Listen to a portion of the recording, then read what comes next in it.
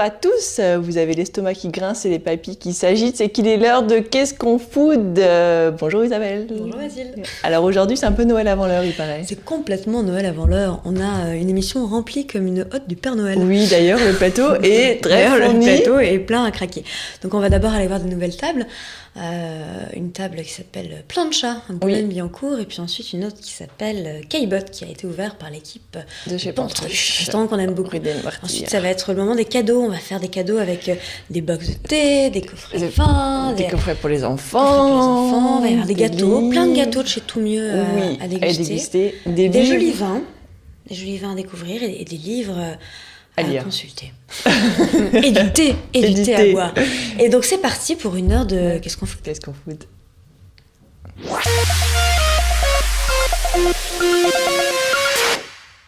Alors on va à Boulogne. On va à Boulogne, tout à fait, avec une adresse qui s'appelle Plancha, dont le chef est assez connu déjà des amateurs du petit écran, puisqu'il a participé à Top Chef, qui était dans les derniers, et que pendant un an ensuite il est parti cuisiner avec le gagnant de la dernière édition qui s'appelle Jean Acajou dans le 16e. Donc il s'appelle Juan Arbelez, il est d'origine colombienne, et son restaurant à Boulogne qui s'appelle donc Plancha a ouvert il y a quelques temps. Il propose vraiment une cuisine très jolie avec des assiettes très créatives. En fait, ce qui est sympa, c'est que quand tu arrives de l'extérieur, les tableaux sont de dos, donc on les voit pas là, on les voit donc seulement quand on est à l'intérieur. Et il a voulu son endroit très coloré, graphe, très graphe. Donc il y a ce côté un peu qui se retrouve dans l'assiette finalement. C'est que tout est composé comme ça, de manière un peu comme si on avait lancé un peu de la peinture. Et donc c'est très joli, c'est des beaux produits. C'est une cuisine qui est vraiment originale, très gourmande. Donc forcément on aime. Donc c'est à Boulogne-Billancourt, c'est 58 rue Gallieni. C'est ouvert du lundi au samedi, donc là, le prix à la carte à peu près en moyenne est autour de 35 €. Et je propose qu'on aille rencontrer le chef, donc Juan, qui va un peu nous expliquer comment on fait pour partir de la Colombie pour arriver jusqu'à Top Chef, puis à Boulogne. Donc voilà, on l'écoute. Je suis arrivé en France il y a 7 ans. Je suis parti de la Colombie parce que je voulais être cuisinier. Et quoi meilleur endroit au monde que Paris. Donc c'était mon rêve depuis tout petit. Et disons que ça a coûté beaucoup d'efforts, mais au bout d'un moment on a réussi. Je suis arrivé en France et ça a été un très long parcours, des petits travails, des petits boulots. Au début, plongeur, voiturier, on a tout fait. Jusqu'au jour où je suis arrivé à décrocher un stage chez Pierre Gagnère. Et c'était une très très belle expérience. C'est là où j'ai vraiment découvert, disons, l'amour de la cuisine. À côté de plus grand pour moi, aujourd'hui c'est un peu comme papa. C'est un gars qu'à l'âge qu'il a aujourd'hui, il reste toujours à l'avant-garde de la cuisine. C'est le plus grand des créateurs. Il est incompréhensible pour quelques-uns, mais pour moi c'est tout simple incroyable. Je trouve ça génial. Sa cuisine, son parcours et sa vie, c'est un battant. J'ai eu une chance énorme après de passer au Georges V, donc tout ce qui est la cuisine palace, des dressages magnifiques, des super produits. On a fait le Bristol avec Éric Fréchon, la maîtrise, les jus, les sauces, les cuissons. Et disons qu'au bout d'un moment, toute cette maîtrise et toute cette vie de palace où tout était parfait, je voulais un peu partir dans le côté décalé. Arrêter de faire tout au millimètre près, que tout soit rangé sur l'assiette comme il faut. Je voulais que chaque instant, que chaque assiette soit un monde vivant. Et je me suis dit, il faut que j'ouvre absolument mon lieu. Et j'ai eu une chance énorme de rencontrer mon associé, qui était le patron du restaurant dans lequel j'ai mon restaurant aujourd'hui. Et en fait, je suis venu déjeuner, il m'a dit je veux changer, le lieu me plaît pas, il faut que je parte. Et il m'a proposé une association. On a fait mon concept. Moi je voulais partir sur le côté grappe, sur le côté artistique, beaucoup de couleurs, beaucoup de vie. Un menu du marché qui change tout le temps, des produits frais du marché, qui change tous les jours. Et on a fait le lieu un peu par rapport à ça. Un lieu vivant, un lieu qui bouge avec des graphes, des graffeurs qui viennent, des toiles avec Alain-Dominique Galicia, on s'est rencontrés. Ça, c'était une rencontre magique. Il a voulu accrocher ses toiles au restaurant et que ça soit un peu comme la carte. Faire comme une galerie d'art un peu vivante où les toiles changent tous les mois. Donc ça, c'était une super idée. Depuis qu'on s'est rencontrés, on fait des ateliers, on travaille ensemble. C'est vraiment hyper constructif. On avance sur le côté artistique qui m'inspire beaucoup. Et on s'est lancé ici depuis 3 mois sur le fait de rompre des règles. On voulait casser tous les codes, pousser les idées jusqu'au bout, aller vraiment plus loin que tous, quoi.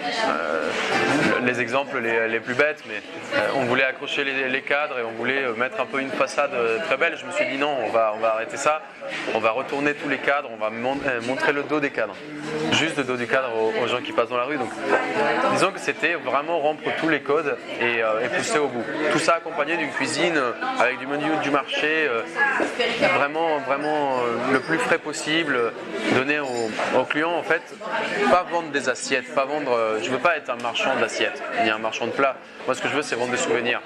Donc on voulait un cadre qui soit magnifique, avec une cuisine fraîche du marché qui soit top, une carte des vins vivante, et que les gens partent pas en disant j'ai vraiment très bien mangé, mais en disant j'ai passé un moment de fou. Je me souviendrai toute ma vie. Moi, je veux pas que les gens ils viennent et gardent une addition et puis un souvenir un plat. Moi, je veux que tout le moment depuis qu'ils sont rentrés dans mon restaurant, ils se disent c'était vraiment un moment de fou. C'était magique, je n'oublierai jamais. Donc, c'était un peu le but et le challenge qu'on avait. Aujourd'hui, si tu dois décrire ta cuisine en 2 ou 3 mots, qu'est-ce qui ressort de ta cuisine? Quelles sont tes inspirations? Moi, aujourd'hui, je m'inspire beaucoup du graphe. Depuis 3 mois, je me suis lancé sur ce côté-là. Et, dans tes assiettes? Donc, on le retrouve sur mes assiettes. On retrouve toute cette couleur, toute cette vivacité, toute cette puissance déjà au visuel. Et toujours le produit. Pour moi, la France a un terroir qui est absolument magnifique. Il y a tout en France. C'est un pays que, au niveau produit, c'est excessivement riche. Donc j'essaye d'exploiter et surtout exploiter le produit qui est le moins sophistiqué possible. Travailler sur le macro, travailler sur l'œuf, travailler les produits qui soient... C'est facile de faire la cuisine avec de la truffe blanche. Ça suffit de râper de la truffe blanche au-dessus. On peut mettre tout et n'importe quoi. C'était ça l'idée. Travailler les produits qu'on mange tous les jours et les rendre vraiment accessibles à tout le monde et top. Donc c'était ça le challenge. Ça rend la tâche un peu plus compliquée, mais on se couche tous les soirs heureux. Est-ce qu'il y a un produit que tu as découvert en France que tu ne connaissais pas et que tu aimes particulièrement travailler? En Colombie, il y a beaucoup de produits qu'on ne travaille pas qu'il y a en France. Déjà, par exemple, le foie gras, ça on ne connaît pas. Tout ce qui est truffes, champignons, la variété de... Nous, on a les champignons de Paris. Disons que la terre est très chaude et il fait beau tout le temps, on n'a pas les forêts, c'est pas pareil.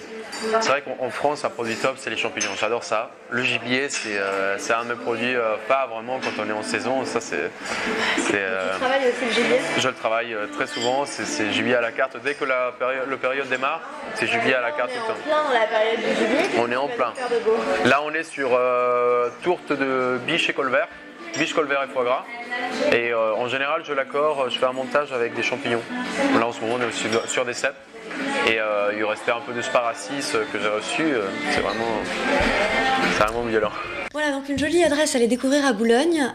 J'en profite pour dire qu'on peut nous retrouver sur Twitter avec le hashtag Qu'est-ce qu'on food. Mais surtout, on vient d'arriver à un grande podcast. Nouveauté, oui, on peut nous revoir et nous écouter en allant sur iTunes Store qui permet d'aller télécharger les podcasts à la fois audio et vidéo dans un premier temps et très bientôt en audio pour ceux qui veulent écouter ça dans leur voiture. Voilà.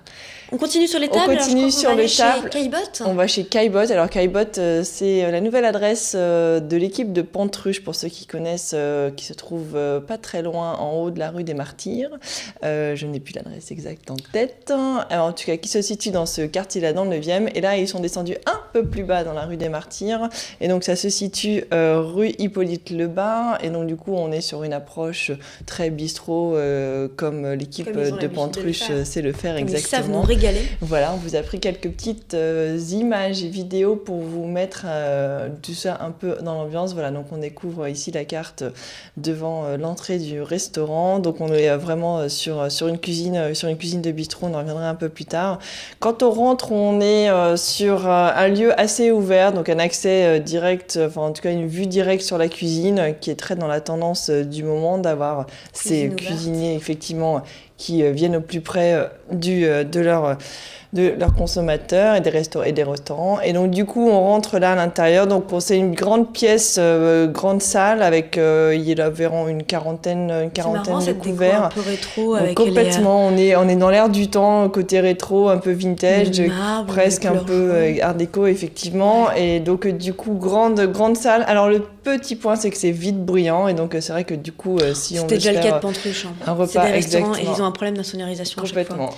C'est dommage, alors on y mange très bien, donc on leur pardonne. C'est ça. Mais c'est vrai que c'est désagréable quand on fait un repas, notamment d'affaires, de se trouver avec beaucoup de bruit autour de soi. Alors qu'est-ce qu'on mange ? Alors en entrée, justement, on mange un quasi de veau, un tartare de veau qui est absolument délicieux, mais mon grand coup de cœur, et on va en voir quelques images. Voilà, pour le tartare, qu'ils appellent le quasi de veau cru, pickles de navet, riz soufflé et sauce César. Et mon grand coup de cœur, c'est cet œuf de poule avec un écrasé de potiron et un joue de poulet qui est absolument divin. Je sais que tu as parlé de l'œuf du Paradis, du nouveau restaurant rue de Paradis, il n'y a pas très longtemps. Exactement. Et je te conseille cet œuf de poule qui est absolument délicieux. Ensuite, on part du côté des plats avec notamment ces Saint-Jacques d'Erquy, mousseline de cresson et beurre citron, qui manquait un tout petit peu de personnalité dans l'assiette, enfin un peu plus ça aurait gagné à être relevé un peu plus, notamment autour du cresson, effectivement.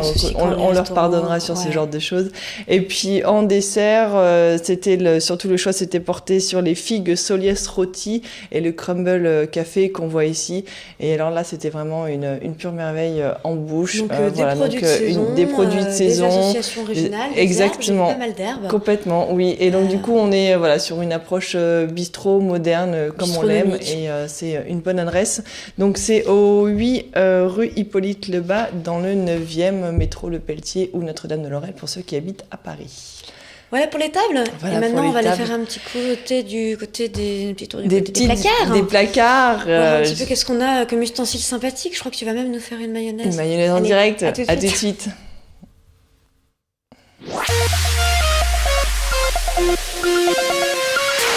Bon, c'est bientôt Noël, Mathilde. C'est bientôt Noël. Qu'est-ce que tu as dans ta hotte du Père Noël ? Dans ma hotte du Père Noël. Alors, avant tout, tu vois des box, mais avant tout, je voudrais faire une petite démonstration. D'abord la mayonnaise. Parce que la mayonnaise, voilà, on fait monter la mayonnaise pour Noël, c'est bien connu. Et bien là, justement, chez Moulinex, ils viennent de sortir ce qu'ils appellent le mayonnaise Success ou le Infini Force Mayo, qui permet de réaliser une mayonnaise en 10 secondes.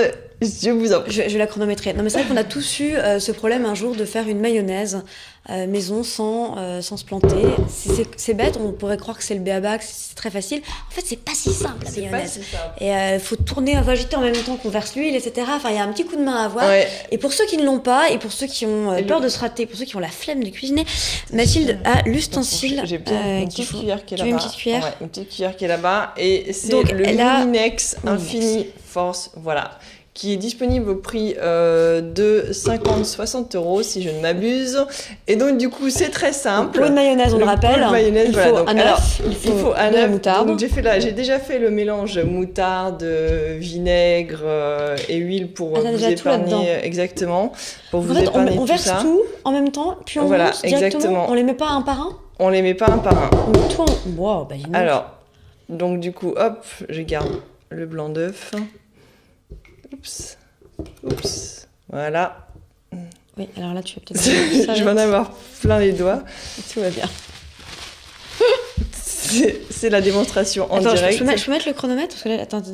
C'est ingrédient compris ou seulement quand tu mixes ? Quand je mixe. Attendez, je prends mon téléphone pour faire le... pour faire la démonstration. Ah bah oui, attends, on fasse ça sérieusement quand même. Alors, un chronomètre. Es-tu prête, Isabelle? Je suis prête, mais j'ai un peu peur que ça explose là. C'est vrai? Non. Alors, 1, 2...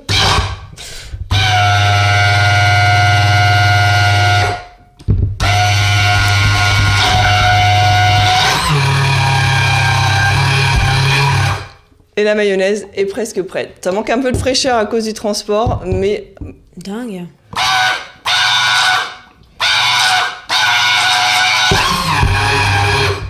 Hop. Voilà. Alors. Bon, elle est très liquide là, mais c'est à cause du transport et la température. Mais je peux vous assurer que je l'ai faite hier soir et on avait une mayonnaise toute... Ça a l'odeur de la mayonnaise en tout cas. Voilà. Et donc du coup, voilà, c'est Infiniforce de chez Moulinex et c'est environ 50 € pour ceux qui veulent faire des mayonnaises ultra rapides. Alors ça va faire gagner un temps dingue ça. On peut faire des mayonnaises classiques, mais aussi la sauce rémoulade, de l'aioli, du ketchup, de sauce salade, de la sauce aux anchois, la sauce cocktail, la sauce avocat yaourt, la sauce tartare. Voilà, donc c'est un vrai succès pour réaliser ces mayonnaises. Voilà, super, ça c'était pour la partie mayo. Ensuite, qu'est-ce qu'on a ? On a des box. Alors, comme c'est bientôt Noël et qu'on aime bien que nos enfants cuisinent, on a trouvé, c'est la marque Charlie Jasmin, qui fait ça.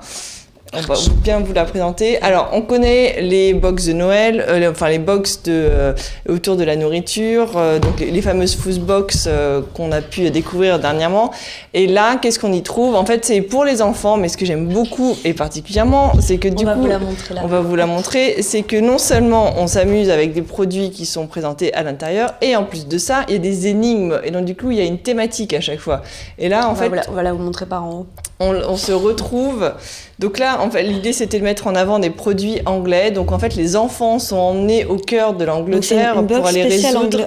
Exactement, pour aller résoudre une énigme. Voilà. Et donc, du coup, voilà, on retrouve... Mystère en cuisine. Le mystère en cuisine, top secret. Donc, c'est un peu les Sherlock Holmes de la cuisine, qui, du coup, les différentes pièces à conviction. Ensuite, qui présentent les différents ingrédients. Qu'est-ce qu'être un détective, et ensuite on se retrouve un peu comme si on jouait au Cluedo en fait, avec différents personnages, le vocabulaire, et après les différentes énigmes à résoudre, et ces différentes énigmes amènent à la réalisation des recettes. Donc c'est vraiment un côté très ludique pour pouvoir utiliser les produits et surtout les découvrir. Oh, il y a de la jelly. Il y a la jelly. Et donc du coup là on retrouve tous les produits anglais. Exactement, tous les produits anglais pour pouvoir réaliser les différentes recettes. C'est des potato rings. Voilà, et donc du coup là on se retrouve avec les fameux petits pois fluo, les beans anglais, et également toute la partie... C'est pas hyper diététique, ça, non ? C'est pas des plus diététiques, ça c'est sûr. Sugar-free strawberry. Mais en tout cas, c'est une approche très ludique de la cuisine, et c'est ça que j'ai beaucoup aimé. C'est génial, ça intéresse les enfants à la cuisine en leur mettant des produits qu'ils connaissent pas. Et on retrouve les deux produits, enfin les deux jeux anglais par excellence, le tic-tac-toe et puis les Snakes and Ladders. Voilà, donc ça, c'est une des box à offrir à ses enfants s'ils sont aussi... Ça coûte combien une box comme ça ? Cette box-là, elle doit coûter 22,90 € si je ne m'abuse, et si je reprends... J'arrête pas d'en sortir encore, j'adore. Tu n'arrêtes pas de t'en sortir encore, il y en a partout, voilà. Donc on est là sur une approche assez ludique de la cuisine, et c'est-à-dire c'est cuisiner tout en jouant, je prends des risques, tout en cuisinant, c'est au choix. J'ouvre un truc anglais. Tu risques très fort. Attention Isabelle. Ça s'appelle... Curly Whirly, et comme vous pouvez le voir, à l'intérieur c'est curly. Voilà. C'est du chocolat manifestement. Ah, c'est du chocolat avec de la guimauve à l'intérieur. Bah oui, parce que c'est curly. Tu as un esprit aventureux très développé, Isabelle. Là, je prends mes... On te laisse goûter pour nous. On reviendra sur la partie dégustation dans un second temps. Voilà pour... c'est très chioui. C'est très chioui, c'est exactement. Voilà pour la partie Charlie Jasmin. Donc, c'est à découvrir sur leur site charliejasmin.fr. Les coordonnées sont c'est même pas mauvais. Les coordonnées sont sur le site de l'émission. Et donc, du coup, c'est 22,90 € la boîte. Et donc, du coup, on peut aussi s'abonner pour l'année. Donc, il y a des thématiques qui sont prévues tout au long de l'année pour aller emmener les enfants en cuisine tout en s'amusant. Voilà pour la partie. Bon, le thé. Le thé, tu as besoin pour continuer dans cette thématique anglaise. Donc après la boîte, nous avons le thé. Alors le thé, ça c'est aussi, après la food box, nous avons la thé box. Alors la thé box, qu'est-ce que c'est ? C'est une boîte qui est dédiée au monde du thé. Et qu'est-ce qu'on y trouve à l'intérieur ? Alors tous les différents échantillons de thé, mais cette fois-ci, après la thématique de l'Angleterre, cette boîte de thé a décidé elle aussi de partir sur le monde de la thématique, et notamment, on retrouve, et on va le mettre dans ce sens-là, on retrouve le monde des super-héros qui sont super à la mode en ce moment. Et donc du coup, c'est comment est-ce que donc on découvre différents thés, et c'est le super cahier des saveurs. Donc on retrouve les différents types de thé avec les recettes qui sont aussi possibles, comme ce cupcake cœur de grenadine et poudre d'étoile, les chocolate flakes et les super fruits, les recettes petits sablés et tout ce qu'on va manger avec le thé. Voilà, donc il y a différentes thématiques. Là, c'est la thématique des super-héros comme on peut le voir, mais il y a également la thématique du jazz et une sucette au thé, je ne sais pas. Il faut essayer. essayer. Voilà, donc il y a différentes thématiques qui sont disponibles. Et nous allons garder ça pour la fin de l'émission. Isabelle, s'il te plaît, nous avons un public parfois peu averti qui nous regarde et nous ne voudrions pas choquer les esprits. Voilà pour cette boîte de thé. Elle coûte combien cette boîte de thé qui coûte, bien évidemment, j'ai perdu mes notes avec moi, donc du coup on retrouvera ça sur le site de l'émission, parce que je n'ai pas avec moi. Et il y a même des petits biscuits. Et il y a même des petits biscuits pour pouvoir faire son tea time à la maison. Trop bien. Voilà sur la partie thé, et j'en ai encore 2 autres à vous présenter sur cette thématique, puisque au cœur de l'hiver on a besoin de se réchauffer. Donc du coup le thé est une excellente boisson à la fois pour préparer les grands repas qui vont arriver et aussi pouvoir se réchauffer. Donc, c'est ça. Soyons clairs, il n'y a pas de secret. Il faut se détoxer à un moment.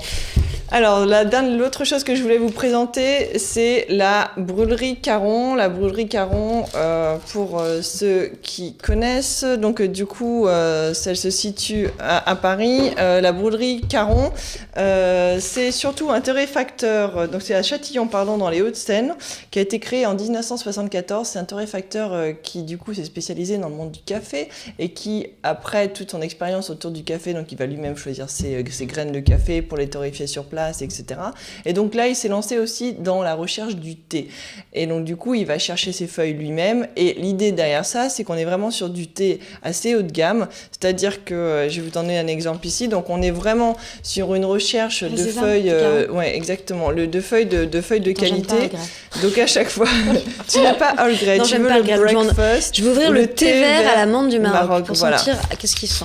Et donc du coup, on est vraiment sur le choix de grandes feuilles. Je tiens à dire que le packaging est hyper quali, parce qu'à l'intérieur, on voit peut-être pas très bien, mais c'est vraiment fait pour conserver les feuilles et garder toute la fraîcheur du produit. Alors, donc déjà, quand on ouvre, ça embaume. Tout l'intérêt derrière ça, et on peut le voir ici, c'est qu'il n'y a pas d'agrafe sur le sachet, justement pour conserver toute les qualités des différentes feuilles de thé qui sont choisies. Ça sent super bon. T'as ouvert quoi, toi ? J'ai ouvert breakfast. Et donc du coup, donc on a les différents. Donc ça se présente en boîte comme ça, dileuse de thé. Ça se présente en boîte comme ça. Le thé vert à la menthe du Maroc. Le Christmas tea pour cette période qui va arriver. Le Christmas tea, tu l'as pas ? Le thé vert au jasmin, il y a le thé des 1001 nuits également, il y a le thé donc du Maroc comme on vient de le voir, le thé d'Algerling, le thé Earl Grey et le thé Breakfast. Voilà, donc on vous invite à découvrir ça. Bon, pour tous les amoureux du thé, quoi. Exactement, c'est disponible en boîte de 25 sachets, et la boîte coûte entre 5 et 6 € en fonction des différents différentes saveurs. Je vois un petit truc que j'adore. Et une dernière chose que la maman d'Isabelle, que nous allons connaît très bien, apparemment. Ton produit préféré est là. Exactement. Et donc, du coup, ça s'appelle le Bistrotti. Et alors, c'est à glisser dans son sac à main pour les fans de thé. Et là, c'est une invention un peu particulière et qu'on aime beaucoup. Pourquoi ? Parce que c'est du thé qui se présente en sachet comme ça. Super pour mettre en fait dans le mug. Exactement. Donc, il suffit de l'avoir dans son sac. Je trouve ça aussi vachement bien quand tu reçois des gens ou au bureau quand tu fais une réunion et que tu veux proposer du thé. Exactement. De proposer ça, et c'est vachement la classe. Complètement. Parce que l'emballage est bien et c'est pratique pour les mugs ou pour les petits trucs en plastique quoi, dans les petits gobelets. Je cherche. Voilà. Donc ça c'est super. Et alors il y a plusieurs goûts aussi. Et alors il y a plusieurs goûts. Alors là on a green tea lemongrass, on a le red tea jasmine lotus. Et alors en fait le truc super futé c'est qu'on le met dans son verre, en verre slow, parce que là vous me suivez. Après on remue pour diffuser et hop on l'enlève. Donc on infuse juste le temps qu'on veut. Donc on ne se retrouve pas avec un thé trop infusé. Chacun peut doser comme il veut, personnellement. Et ça, je trouve... Exactement. Et on n'a pas besoin de cuillère, du coup. Non, en plus, on n'a pas besoin de cuillère. Pratique. Donc franchement, c'est génial, ça. Donc on a le côté ludique de ces thés chez de Bistrotti, exactement, qui est je crois que les différents sachets sont disponibles aux alentours de 6 € à peu près. Voilà. On peut acheter ça sur Internet, on achète ces box panachées. Exactement. Et donc du coup, il y a aussi des coffrets qui sont vendus pour que ça soit bien présenté chez soi. Voilà, donc à la fois le côté ludique du thé avec la box des super-héros, le côté très qualitatif du thé par la boulangerie Caron qui va choisir soi-même ses feuilles, et le côté très pratique du thé chez Bistrotti. Voilà, je pense qu'on a fait le tour du côté des placards et du thé notamment. On est temps d'aller voir les bouquins alors. On va aller voir les bouquins. Qu'est-ce qui se passe chez les bouquins ? Alors, qu'est-ce qu'on a de beau ? Alors, chez les bouquins... Je vais finir par le guide à la fin, parce que comme ça enchaînera sur la Exactement. partie, hein. Alors, chez les bouquins, on a deux choses. Alors, le livre de chef est quelque chose qui revient de plus en plus à l'honneur et sa place en ce moment. Les chefs se mettent de plus en plus en avant, sont de plus en plus médiatisés aussi, exactement. Et surtout, alors que pourtant ça a été une espèce d'omerta il y a encore quelques années, ils communiquent autour de leurs recettes. Et donc du coup ça fait super plaisir parce que enfin on a accès aux recettes des chefs et rentrer surtout dans leurs univers. Pensez pas que vous pouvez forcément les refaire chez vous très facilement, hein, c'est pas non plus si évident que ça, mais ça permet de voir un peu comment les chefs travaillent, de choper aussi leurs techniques et de s'inspirer surtout pour ensuite se donner des idées pour cuisiner chez soi. Donc on dit pas qu'avec un bouquin de chef vous allez cuisiner comme un chef, non, malheureusement peut-être un petit CAP avant au moins, mais au moins ça vous donne de l'inspiration et ça vous plonge dans l'univers parfois de votre chef préféré, personnage que vous admirez. Et donc du coup le champagne Collet, dont vous allez sûrement l'entendre parler l'année prochaine, puisqu'ils arrivent surtout sur le devant de la scène. C'est une maison qui a été lancée en 1921, donc très dans l'année des années folles, l'art déco, etc. Et donc du coup ils arrivent l'année prochaine et ils ont surtout voulu un champagne très haut de gamme, donc qui se situe auprès des restaurateurs, auprès des amateurs de champagne et de très bonnes choses. Et donc du coup ils ont voulu lancer ce prix Collet du livre de chef, et le grand gagnant de cette année c'est Nicolas Stamm, voilà, pour son livre Un chef en Alsace. Donc du coup il a un restaurant qui s'appelle La Fourchette des Ducs, et donc du coup ça en pleine Alsace, et donc du coup on rentre vraiment dans son univers autour des différents alors, est-ce qu'il livre la recette de la flamencoach et alors justement, de la choucroute j'ai eu l'occasion de le rencontrer, et c'est vrai qu'on n'est pas du tout sur une approche classique de l'Alsace, et qu'on va aller chercher aussi tous les différents produits qu'ils ont dans cette région. Voilà, donc à la fois du vendangeur. Voilà, le coq au wrestling, donc c'est travailler les accords entre les mets et les vins, le turbo sauvage. Donc ils vont vraiment choisir différentes recettes, le strudel au raisin, et leur donner une touche de modernité aussi, et pour montrer aussi que l'Alsace, ce n'est pas effectivement, comme le dirait Isabelle, que la flamencuche ou la choucroute, mais qu'on y trouve d'autres produits. Voilà, et parmi cette sélection de livres, il y en a un qui nous a tenu particulièrement à cœur et qu'on espère aller voir cet hiver. Pour ceux qui sont passionnés par le monde de la Savoie, on vous invite à aller chez Jean Sulpice, l'Oxalis. Et donc du coup, coup avec ce très beau livre qui s'appelle D'un hiver à un autre, qui rentre dans l'univers en fait de Jean Sulpice, qui tient un restaurant étoilé à Val Thorens. Et donc du coup, c'est pas facile d'accéder à son restaurant. C'est pas très simple. Il faut se lever tôt, mais honnêtement, ça vaut la peine. Et je pense que rien qu'en voyant le livre, vous allez avoir envie d'aller découvrir ce chef. Ouais. Il a un univers qui est forcément ancré dans la montagne, puisque c'est là qu'il est situé, et il fait vraiment rêver avec sa cuisine. C'est quelqu'un d'extrêmement généreux, un jeune chef comme on les aime, très talentueux. Donc on va plonger un petit peu dans le livre, voir ce que c'est. Déjà en plus il est beau, c'est dingue, tous ces chefs qui sont beaux. Et il cuisine très bien. Entre Roanne, entre Jean, je pouffe, mon cœur balance. C'est plus possible ce monde de dingue. Voilà, donc du coup, et alors à souligner quand même des très beaux textes de la part de Jean-Philippe Durand, où il va rentrer vraiment... je pense que Jean-Philippe qui donc a écrit le livre avec Jean. Et le connaît très bien et a pu vraiment nous plonger dans son univers et partager toute la générosité de ce chef.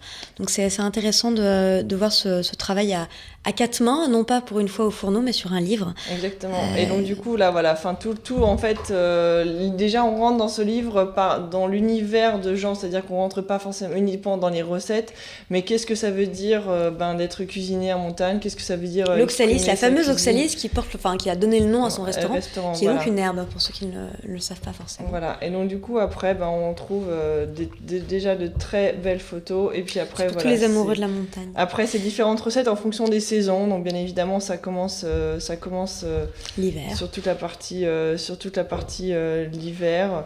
Et là, voilà, les différents produits de la région, avec comment est-ce qu'on travaille toute la partie fraîcheur, la fraîcheur, l'acidulé. Là, on est sur les saisons de l'été, donc qu'est-ce que c'est que les fraises en montagne? Comment ? Il utilise énormément d'herbes. Exactement. C'est vraiment une des particularités. Les herbes, les fleurs, c'est vraiment la cueillette qu'il a récupérée de Marc Vérin, qui a été son mentor. Oui, puis qui du coup sont présentes en montagne, chose qu'on ne trouve pas forcément à Paris. Voilà. Tu ne trouves pas de l'ail des ours sur ton balcon ? Non, non, j'ai essayé, ça ne fonctionne pas. Voilà. Moi, je me cantonne à la tomate cerise. Voilà. Et donc du coup, si vous voulez aller cuisiner des polenta, asperges ou d'autres produits, procurez-vous ce livre. C'est un très très bel ouvrage avec des photos absolument magnifiques.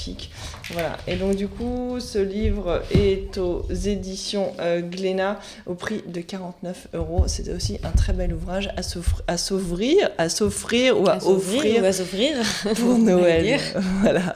Et après avoir mangé, du coup, on va se désaltérer, Isabelle. Oui, on va finir avec un guide qui est le guide Carin des vins de Bordeaux. Alors pourquoi ce guide-là ? Parce que contrairement à l'image qu'on a des vins de Bordeaux, où c'est que des vins très chers, des grands crus, etc., Jean-Marc Carin a décidé de faire un guide autour de ce qu'il appelle les outsiders de Bordeaux. C'est-à-dire des gens qui sont beaucoup moins connus, mais qui font des vins... tout aussi bons que les grands, tout aussi bien faits, avec des gens qui sont vignerons dans la terre, etc. Bref, donc il a appelé ça donc le guide Carin des vins de Bordeaux. Il a fait un salon autour de ce guide qui s'appelle le Salon des Outsiders, qui a eu lieu il y a une semaine. Et donc ce guide est finalement la bible des vins de Bordeaux à l'excellent rapport qualité-prix. Donc quand on cherche un vin bordelais qui change des étiquettes qu'on a l'habitude de boire et qu'on a envie de se faire plaisir sans se ruiner, eh bien c'est le guide à se procurer. Voilà, donc le guide Carin des vins de Bordeaux, il est à 29 € aux éditions Solar. Et je vous recommande d'aller faire un tour aussi à son salon, parce que c'est vraiment l'occasion de déguster des vins super et des choses qui changent. Voilà, donc... à se procurer avant d'aller glouglouter. On passe à la partie boisson. Exactement, à tout de suite.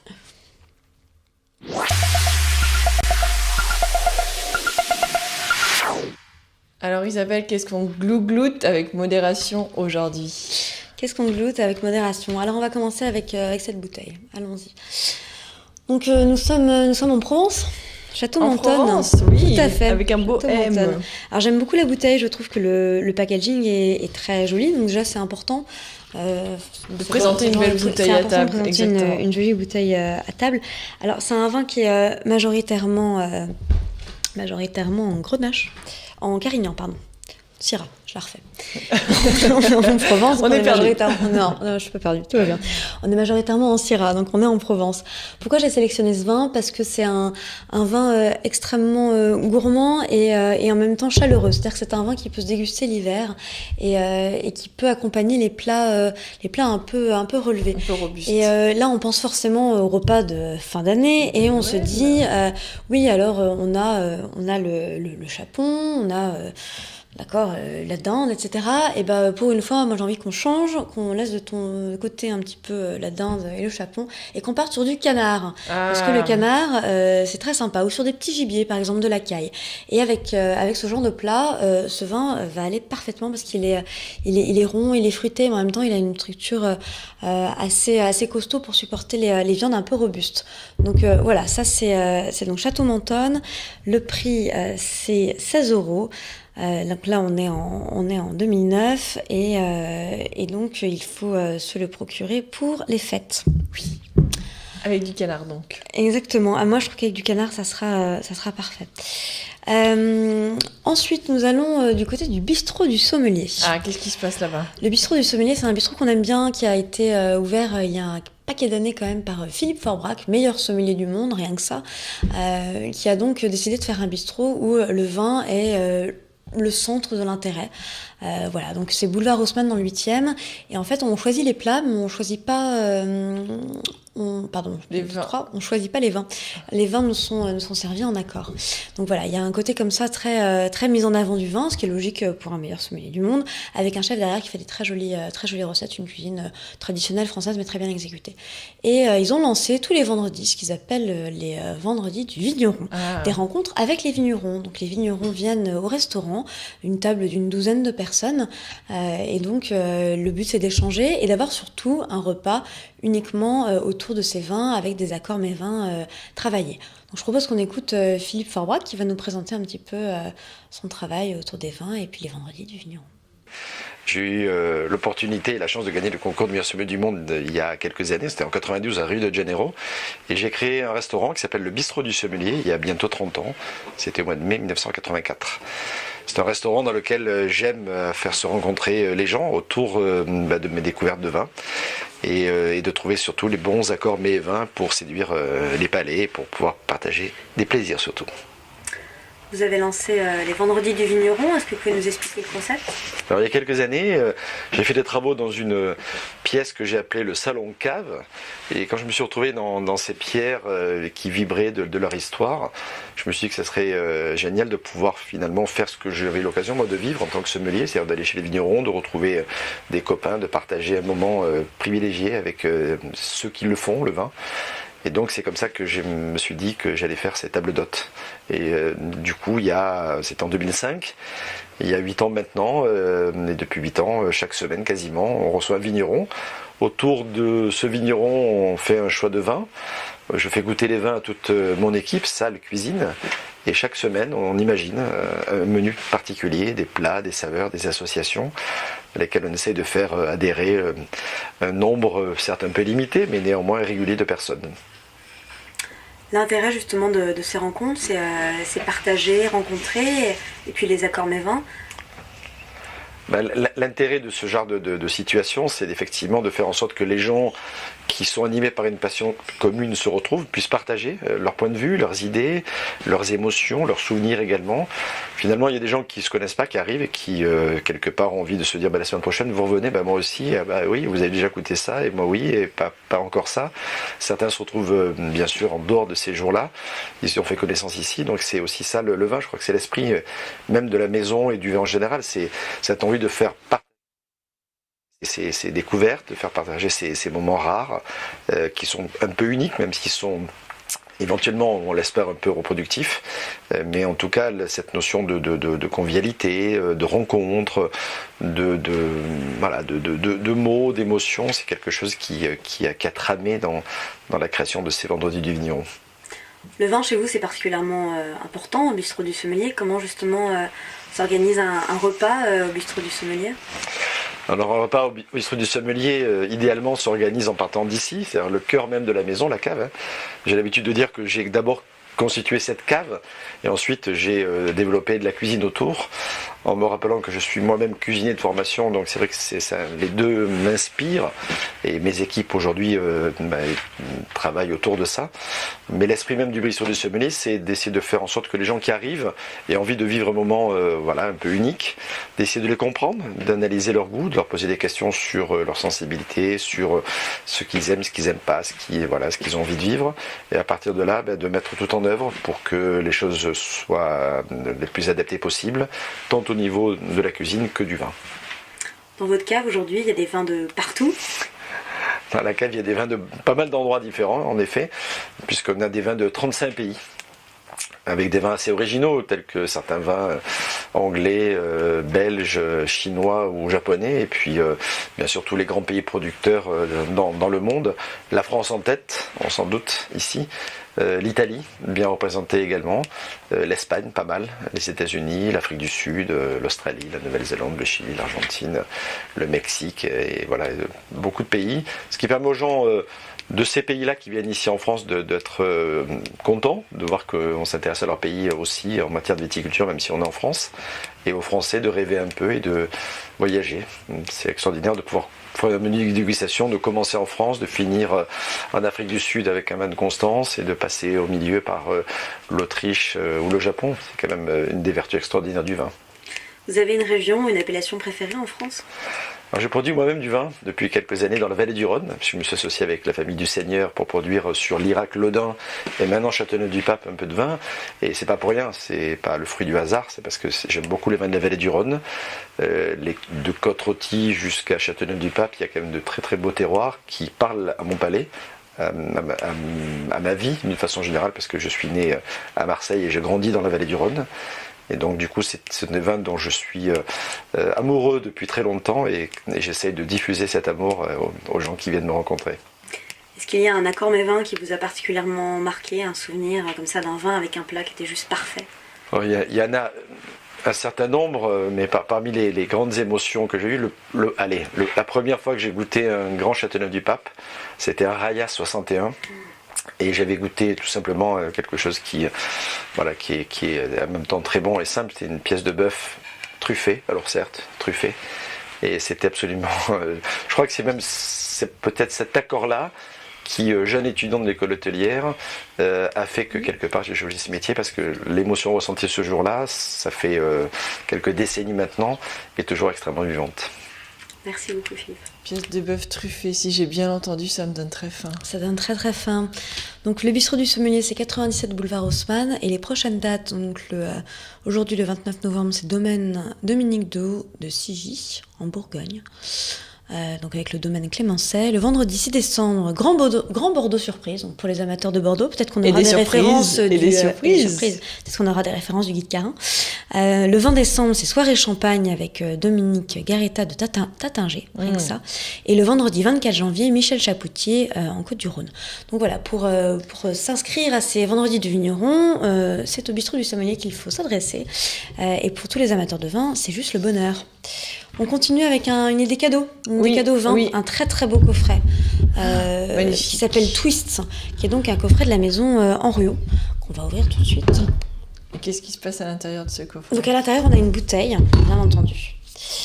Une bouteille de blanc de la maison Henriot, et donc en fait ça peut servir de seau pour rafraîchir la bouteille. Donc c'est vraiment un très joli coffret qui a été fait pour les fêtes de fin d'année, qui donc permet qui est tout en bois laqué. Donc le champagne blanc de blanc, bien entendu, c'est un champagne 100% chardonnay, avec 30% de vin de réserve. Donc c'est une belle bouteille, un vin qui peut s'apprécier aussi bien à l'apéritif que pendant un repas, parce qu'il ne faut pas oublier, le champagne peut aussi se déguster lors du repas. Je confirme, très très bon repas passé en présence du champagne et en compagnie du champagne. Oui, on peut faire vraiment des choses intéressantes, des accords auxquels on ne pense pas forcément. Et finalement, le champagne, les bulles, ça apporte de la légèreté, ça apporte de la fraîcheur. Et dans un repas, apporter un peu comme ça de fraîcheur et de rebondi, et ça fait du bien aux papilles. Exactement. Donc voilà, on n'hésite pas à le déguster aussi lors d'un repas. Alors peut-être plus sur des crustacés ou des huîtres, ça peut être aussi assez agréable. Voilà, donc c'est un beau coffret à offrir. Il est au prix de 90 €, donc avec le coffret en bois autour et la bouteille compris. Moi vraiment j'ai eu un vrai coup de cœur pour ce coffret. Je le trouve extrêmement élégant et après on peut garder en plus la bouteille pour en faire la partie inférieure pour en faire un seau. Voilà, donc c'est joli cadeau. Exactement. Et on continue, toujours dans la modération, bien évidemment. Oui, à consommer tout ça avec modération. Alors ça, c'est un vrai coup de cœur. En plus, je suis assortie au lapin. Exactement. Tu as trop bien choisi, Isabelle, aujourd'hui. Donc c'est les bêtes curieuses. Les bêtes curieuses, qu'est-ce que c'est ? Ce sont 2 vignerons en Loire qui s'appellent Jérémy Huchet, me semble-t-il, Jérémy Huchet et Jérémy Moura, de Jérémy. Ici, là, ouais. Voilà, les bêtes curieuses, crus communaux bien élevés. Donc ils sont en Loire et ils ont eu envie ensemble de faire quelque chose. Et donc le lapin de 6 semaines, c'est un vin. Donc en fait, il y a seulement 6 semaines entre la récolte et la mise en bouteille. C'est un peu leur Beaujolais nouveau, le Beaujolais nouveau de la Loire. Donc on pourrait l'appeler la Loire nouveau. Voilà, donc ça c'est charmant vigneron. Tu nous as choisi que des beaux gosses. Oui, non, c'est dingue, Isabelle. Quel hasard. J'aime beaucoup cette émission, c'est magnifique. Mais je trouve que c'est important que l'étiquette et le vigneron soient aussi l'étiquette, mais bien évidemment. Il y a une cohérence entre le vigneron, l'étiquette et le vin, accessoirement. Donc voilà, ça c'est donc le lapin de 6 semaines. Vous le trouverez pas forcément parce que c'est moi qui ai la dernière bouteille, mais je voulais quand même vous en parler parce que je trouve ça super. C'est très généreux de ta part, Isabelle. Donc ça c'est parti comme des petits pains. Mais les bêtes curieuses ne font pas que du Loire nouveau. Voilà, j'ai décidé, ça s'appellera comme ça. Ils ont aussi plusieurs cuvées, dont le château Thébault. Voilà, donc ils ont en fait, il me semble, 4 cuvées. Je vais vous retrouver ça tout de suite, que je dise pas de bêtises parce que c'est important d'être précis. Ils en ont 4, tout à fait. Donc ils ont château Thébault, ils ont Clisson, ils ont Georges, ils ont Goulaine. Toujours avec ce même esprit de faire des vins à deux et de les faire bien et dans le respect du terroir. Donc là sur Château Thébault, le prix c'est 11,80 €. Pourquoi je l'ai choisi ? Déjà parce que je trouve que l'histoire des 2 vignerons est sympathique. Enfin c'est un duo qui est plaisant et qui font des vins qui expriment extrêmement bien leur terroir. Ils sont vraiment basés sur ça. Et donc là sur le terroir, c'est un terroir d'arène granitique. Donc du coup on est sur des vins qui ont une vraie puissance et une vraie minéralité, quelque chose de très tendu. Et là encore, c'est des vins qu'on va avoir envie de déguster au fait, plutôt avec des mets comme ça assez frais et iodés. On pourrait partir sur des Saint-Jacques, oui, mais effectivement des huîtres, ce genre de choses. Je les mettrais bien, tu vois, avec des huîtres gratinées. Ça c'est très bon. Ouais, j'en ai fait une fois et c'est très très bon, c'est délicieux.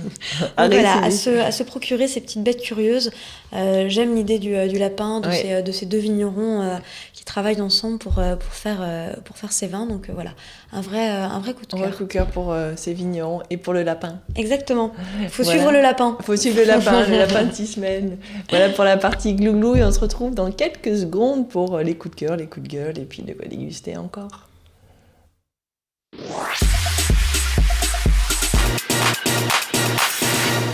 Mathilde, j'ai faim. Oui, et je crois que tu n'es pas la seule. Je crois que ça tombe bien. Oui, il y a Tanguy sur Twitter au @qu'est-ce-qu'on-food qui nous dit « À cause de vous, je commence déjà à pleurer sur mon sandwich triangle de ce midi. » Eh bien écoute Tanguy, non seulement tu vas pleurer sur ton sandwich et on en est vraiment désolé, mais on est contente qu'on t'ait donné l'eau à la bouche. Mais en plus de ça, aussi sur le dessert. Sur le dessert, parce qu'on est allé, spécialement pour toi d'ailleurs, on est allé chez Tout Mieux qui vient d'ouvrir. Alors Tout Mieux, vous le connaissez bien évidemment, c'est Jean-François Piège derrière cette belle adresse. Donc à la fois le bistrot, à la fois le restaurant gastronomique. Jean-François Piège, on ne le présente plus, vous connaissez les émissions télé dans lesquelles il se trouve et vous connaissez le personnage. Eh bien, il vient d'ouvrir sa pâtisserie. Et alors, ce matin, j'ai sauté sur mon scooter pour vous.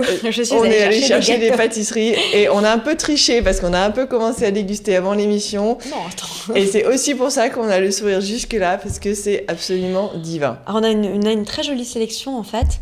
On nous a mis à la fois un petit... Alors, on va peut-être le poser là pour qu'on voit bien d'en haut. On a un cannelé, une petite brioche pralinée, un chou, façon Paris-Brest, une tarte au citron qui est d'une délicatesse et d'un raffinement, mais c'est à tomber, et un petit cannelé. Voilà, donc on va peut-être déguster ces gâteaux pour vous dire un petit peu nos ressentis. De ce qu'on en pense. Moi, j'aimerais bien goûter la... On me dit en régie, te force pas. On se retient de pas ouvrir les bouteilles. Oui, voilà, déjà pour commencer. Alors, si tu veux, les gâteaux, on y va. Donc, tarte au citron pour commencer ? Oui, tarte au citron. Alors, c'est très joli parce que les petits carrés de meringue sont posés dessus délicatement. On dirait comme des petits marshmallows. Oui, ça fait un peu ça. C'est déjà bien craquant. L'intérêt, c'est que ça se craque bien. Alors, c'est une tarte au citron revisitée, parce qu'en dessous, on voit que c'est un sablé.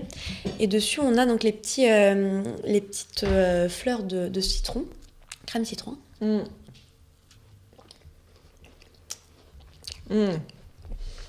Alors, le biscuit est étonnamment pas trop sablé. Je m'attendais à quelque chose de vraiment gras.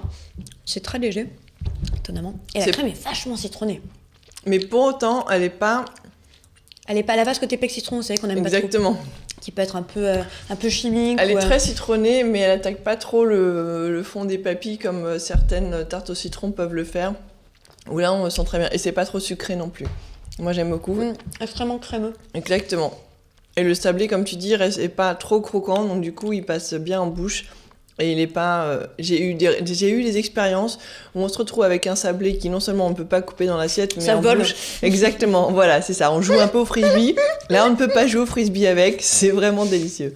Les amateurs de frisbee seront déçus, on en est désolé. Le frisbee au citron, ce sera pas pour cette fois. Alors, on continue sur le petit chou ? On continue sur le petit chou. Allez hop. Qui m'a l'air fort délicieux. Alors, on est sur un chou... un praliné. Oh mon dieu, le praliné à l'intérieur. Est-ce que ça vaut le Paris-Brest de Philippe Conticini ? Très différent. Très différent. Parce que le chou est peut-être plus consistant, assez croustillant. Et la crème extrêmement légère, montée, aérienne, on dirait presque de la chantilly de praliné. Je pense que c'est ça surtout. Ouais, c'est extrêmement léger. Le gâteau, par contre, est bien croustillant. On dirait pas qu'il y a du sucre un peu perlé dessus. Ouais, complètement. Presque caramélisé.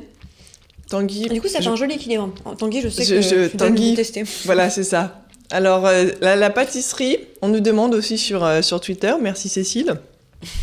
La pâtisserie se trouve rue Saint-Dominique, en face du restaurant Tout Mieux. Et alors, pour l'éclair, j'aime beaucoup ce côté revisiter de l'éclair où en fait on a au lieu d'avoir le glaçage dessus, c'est une fine couche de chocolat qui est posée sur le haut de l'éclair. Du chocolat au café. Au café. Café un peu vanille. Moi qui suis pas grande fan de café, effectivement comme il est un peu vanillé, ça passe mieux. Alors c'est quand même pour les amateurs de café. C'est très café. Très café.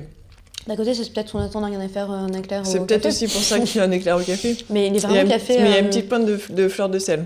Ouais. On sent en fin de bouche. Mais il a une petite café avec une petite pointe d'amertume aussi. C'est vraiment du café... Ceux qui aiment leur café brut, noir, sans mettre de sucre, vont apprécier cette petite chose. Effectivement. Et le petit chou, toujours aussi bien, très léger. Toujours aussi délicieux. Alors on a goûté tout à l'heure la brioche à la praline qui est absolument une tuerie, pareil. Et le cannelé. On va montrer l'intérieur quand même. Parce qui vaut le détour. On va la couper avec les doigts. Avec les doigts, allons-y. En fait, il a réussi à faire une brioche.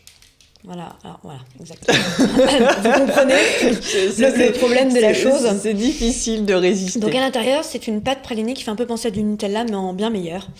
En travail maison. C'est juste, mais donc la brioche est très légère, très gourmande, et en dessus qu'on entend tomber, là, c'est un petit crumble. Oui. Juste, mais une tuerie. Donc ça... Et on vous conseille. Et alors, on vous a gardé le meilleur pour la fin. Hop. Alors là, voilà, c'est aussi... Alors juste pour vous remontrer, donc du coup, voilà. C'est le logo de la... Et le logo. Alors, très personnellement, je suis pas hyper fan. Mais... Alors, Mathilde trouve que ça fait lapin crétin. Moi, j'irais pas jusque-là. Je trouve qu'il y a un petit côté rétro, un peu comme finalement quand on a vu chez vintage, oui, voilà. Aussi, voilà. Côté vintage, très art déco, effectivement. Et moi, j'aime bien ce côté art déco qui colle en plus avec le lieu et avec la brasserie Tout Mieux en face. Donc pour moi, c'est assez cohérent. Mais quand elle dit lapin crétin, je vois ce qu'elle veut dire. Donc voilà, mais bon, c'est sympa lapin crétin. Et donc à l'intérieur... Cette tarte, alors vas-y, dis-nous tout Isabelle, je crois qu'ils l'ont fini au moment où tu es passée la chercher. Non, c'était la tarte au citron. C'est une tarte au sucre. Une tarte au sucre ? Bon, on dirait bien. On va vérifier. Juste pour être 100% sûr, nous allons tester pour vous. Le rôle d'animatrice dans une émission culinaire est extrêmement compliqué. J'ai l'impression qu'il y a la crème fraîche au milieu. Oui, c'est ce que je vois aussi, ou une petite crème. C'est une tropézienne. C'est sa version. Une tropézienne. Voilà, on se dévoue pour vous, hein. On est vraiment désolé, on sait que c'est une épreuve qui n'est pas facile à passer, mais on va y arriver. En plus, ça coule de partout. C'est double, vraie dévotion, là, on se dévoue vraiment pour vous, là. Alors, donc on dirait c'est une jolie brioche. Une jolie brioche, très jolie. Un peu condensée, j'ai l'impression, que celle d'avant. Ouh là là. Voilà. Alors, c'est pas une tarte tropézienne. Non. C'est pas une tarte au sucre. C'est de la brioche et de la crème fraîche. Voilà. Alors, comment dire C'est absolument démentiel. L'orgasme culinaire peut exister, il faut le savoir. Alors, c'est très très dangereux. Voilà. N'allez pas en acheter. C'est le seul conseil que je peux vous donner parce que c'est juste, mais extrêmement gourmand. C'est peut-être de ses origines. Disons que si vous devez rentrer dans une robe de soirée pour les soirées qui viennent, il faut attendre un peu en fait. Voilà. Donc on récapitule. Là on récapitule la pâtisserie tout mieux, donc rue Saint-Dominique. Le test concluant. Le test concluant. C'est très concluant, un peu gras sur la main. C'est absolument super. Donc en plus, cette délicieux gâteau tout mieux va nous faire bientôt des bûches. Donc n'hésitez pas à y aller pour les fêtes de fin d'année. Il y aura une bûche roulée au parfum de marron et orange et une bûche Victoria choco orange gingembre. Donc elles seront disponibles à partir de... elles sont disponibles déjà depuis mercredi. N'hésitez pas à y aller pour les fêtes, pour acheter vos gâteaux. Et d'ailleurs, en parlant de bûches, je pense qu'on vous fera une petite dégustation de bûches en direct. Donc, le prochain rendez-vous dans 15 jours. Encore une fois, on se dévoue pour vous. Toujours. C'est important. Et je propose qu'on salue un petit peu quand même le chef qui nous a fait ces délices. Il s'appelle Ludovic Chaussard.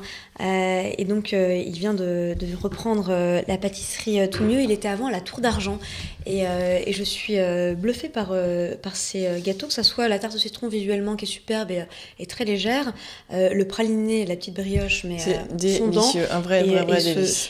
Alors là, cette tarte avec la crème, là, c'est juste, mais c'est honteux de faire des trucs pareils, ça devrait être interdit. Moi, le brioche praliné, j'ai particulièrement aimé. D'ailleurs, s'il y a des âmes dévouées qui veulent me livrer ça le samedi matin, c'est possible. Hein. Voilà. Un petit message personnel à faire passer. On enchaîne sur les coups de cœur parce qu'en fait, on mange, mais quelque part, il y a aussi une belle action qui est menée ce week-end. C'est la Banque alimentaire qui, comme chaque année, va collecter les conserves que vous voulez bien acheter, les paquets de riz, de pâtes, les couches pour bébé, etc. Enfin bref, tout ce que vous pouvez acheter en plus de vos courses habituelles. N'hésitez pas, il y aura beaucoup de personnes qui seront devant vos grands supermarchés pour pouvoir collecter tout ce que vous avez envie de donner. Voilà, c'est une conserve d'haricots verts qui ne coûte pas grand-chose et puis qui finalement va pouvoir nous permettre de nourrir les personnes dans l'été. Autre initiative que l'on aime particulièrement et une action que je suis depuis de nombreuses années, même quand j'étais petite, je passais tout mon week-end devant la télé, c'est le Téléthon qui aura lieu non pas cette semaine mais la semaine prochaine. Et on aime parce que Ferrandi va convier les gastronomes à la table de la solidarité. Donc l'école Ferrandi, c'est l'école de cuisine qui se situe à Paris et donc du coup en fait qui propose un repas avec différents chefs. Donc vous retrouverez tout sur leur site en allant sur l'école Ferrandi. Donc il y a un repas qui est organisé avec des chefs et donc du coup vous allez pouvoir à la fois déguster les plats par les élèves de l'école Ferrandi, être présent auprès des chefs et participer à une très bonne action pour le Téléthon. J'en profite aussi pour rappeler que le week-end prochain, c'est le grand testing. Le grand testing, c'est très intéressant pour tous les gourmands aussi, puisqu'il y aura des ateliers gourmets. Un atelier gourmet, c'est quoi ? C'est un atelier d'accord mes vins, où en fait un chef prépare une recette en accord avec un vin et le vigneron présente son vin. Donc le grand tasting, c'est au Carrousel du Louvre, c'est le 6 et 7 décembre prochain à Paris, et donc c'est le rendez-vous des amateurs de vin, vraiment le rendez-vous incontournable. L'entrée est 15 €, et ensuite pour accéder aux ateliers gourmets, il faut aussi s'inscrire sur le site, réserver sa place, donc www.grandtasting.com. Filez-y pour réserver vos places et acheter vos tickets pour les ateliers gourmets. Il y a plein de chefs super qui vont être présents. Et nous, on vous invite à filer sur l'iTunes Store pour aller voir les podcasts des émissions, bientôt les entendre, nous suivre. Car c'est déjà la fin de cette émission. C'est déjà la fin. Nous suivre sur @qu'est-ce-qu'on-food et ou aussi le hashtag qu'est-ce qu'on food. Il y a également le @WatchTV et une page Facebook qui est dédiée. Tanguy, ta bol secret des tartelettes Bonne Maman chocolat caramel, certes, mais on t'invite à passer à la pâtisserie Tout Mieux si tu es basé sur Paris. Et chez les artisans qui sont basés en province, bien évidemment, et tout le travail qui est fait autour de la qualité des produits. On se retrouve la semaine prochaine. On se retrouve dans 15 jours pour un spécial Noël. Un spécial Noël. Avec plein de choses bonnes à manger, plein de nouvelles idées cadeaux et plein de vins pour préparer un repas de Noël au top. Exactement. Merci à tous et à dans 15 jours.